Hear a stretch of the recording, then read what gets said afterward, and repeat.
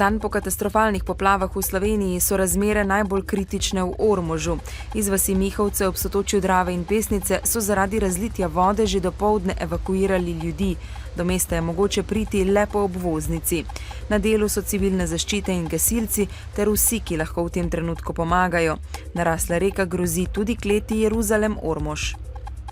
Upajmo, da se sedaj ne bom zmotil in da bo ta jez zdržal.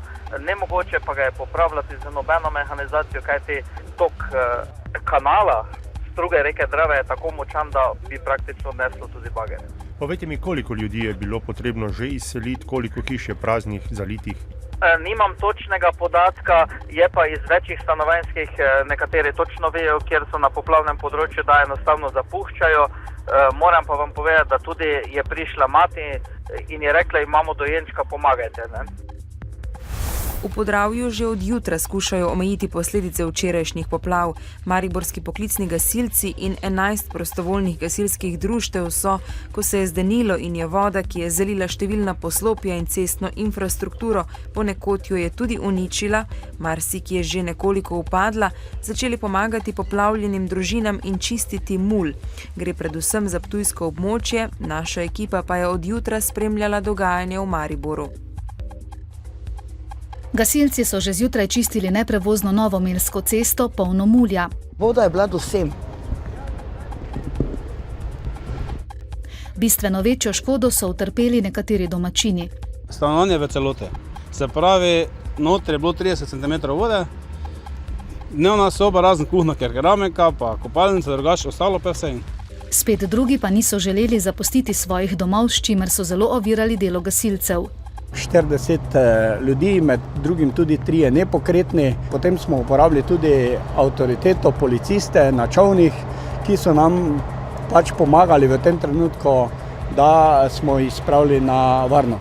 Na zavarovalnici Maribor so že podali prve ocene škode, predvsem za hiše na območju Celja, Slovenj Gradca in Maribora. Škoda je nedvomno tukaj katastrofalna.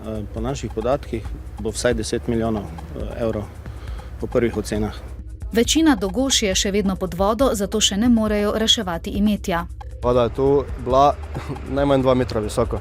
Vse kot se vidi, ta avto, to je bilo vse pod vodo, ne? Kompletno kaj je v kleti, vse uničeno. Drava v Malečniku je trenutno kakih 7 metrov niže kot včeraj. Pri čiščenju zalitih domov, cest in drugih objektov pomagajo gasilci in tudi vojska. Povodenje je odnesla tudi del glavne ceste proti Dupleku, ki je še zaprta. Sicer pa so na zavarovalnici Maribor za vsa vprašanja glede zavarovanj, prijave škod, kako prijaviti škodo in vse, kar je povezano z zavarovanjem in škodo zaradi poplav, za njihove zavarovance odprli še 4 stacionarne telefonske številke, ki so izpisane na ekranu. Mi svetujemo predvsem, da uporabijo morda tudi internet, naš klicni center, torej brezplačno številko 80 19 20. Možna je prijava škode za individualne stranke tudi na internetu in pa seveda, da izkoristijo predvsem povezavo tudi z zastopniki našimi, ki so jim pač tudi zavarovanja prodali. Izplačilo bo potekalo pravzaprav na podlagi ocene škode, kjer se bomo pač potrudili, da to čim prej upravimo. Bo to izplačilo teklo praktično ves čas. Mi mislimo, da bomo prve škode začeli izplačevati že kar v naslednjem tednu. Po včerajšnjem neurju je dan prinesel nove razsežnosti tudi v Šaleški dolini, posebej prizadeto je Velenje. V 2 osnovnih šolah so nehali s poukom, ogrožen je tudi vrtec sredi Velenja zaradi divjanja pake. Cesta v Šmartno ob Paki, kjer je zalilo več hiš, pa je ponovno odprta. Najprej v Velenje, kjer so bila včeraj vsa gospodinjstva nekaj časa brez elektrike. Paka je razjedala bregove, veliko je plazov v okolici in še. Otroci v vrtcu ob Paki v Vrtiljaku so danes na varnem? Otroci so na varnem, sicer imamo težave s toplovodnim ogrevanjem, računam, da bodo to odpravili tekom današnjega dne. Velenje je bilo odrezano od sveta, zaprti sta bili cesti do Arje vasi in v Hudi luknji. Tam je danes cesta delno odprta. Na poti do Zgornje Savinjske doline pa je razdejanje ob celotni strugi reke Pake. V središču Mozirja takole čistijo sledove poplav. No, takle prizor pa nas je pričakal v občini Rečica ob Savinji, kjer je Savinja poplavljala. Voda je zalila okoli 400 domačij in poškodovala 70 km lokalnih cest. Najhuje pa je v Dol Suhi, kjer je zaradi vode plazovito in plaz ogroža družinsko hišo. Jaz sem tule v bistvu od malega, ne. Skozi smo v vodi bili pa vse, pa tudi plazovi, pa da moraš enostavno bežati svoje lastne hiše, je pa zelo hudo, ne. Na občini so v skrbeh, ker denarja za sanacijo nimajo, je pa zelo hudo na terenu. Ogrožene so ceste, vodotoki, mislim, da je okrog 10 mostov, ki bo jih treba sanirati. Ostala škoda za lite kleti in to pa še sploh nismo ocenili, kakšna bo. Zdaj v Rečici ob Savinji pričakujejo pomoč slovenskih vojakov, ki bo zelo dobrodošla. Volivke in volivci, ki se v nedeljo ne bodo mogli udeležiti predsedniških volitev, lahko že danes svoj glas oddajo na predčasnem glasovanju, ki je možno na sedežu upravnih enot. Predčasno glasovanje bo potekalo do četrtka.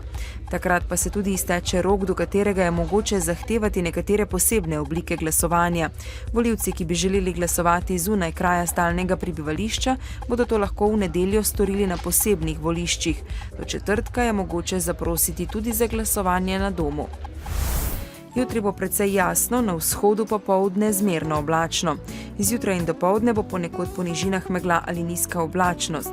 Najnižje jutranje temperature bodo od -2 do 1, v alpskih dolinah tudi do -6, najvišje dnevne pa bodo segle do 10 stopinj Celzija.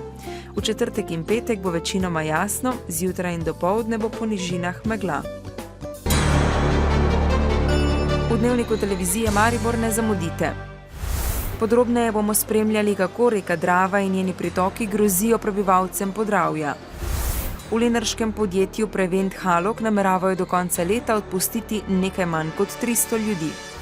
Slovenski judoisti so zaključili redni del prve slovenske judo lige. Bodite z nami ob 18.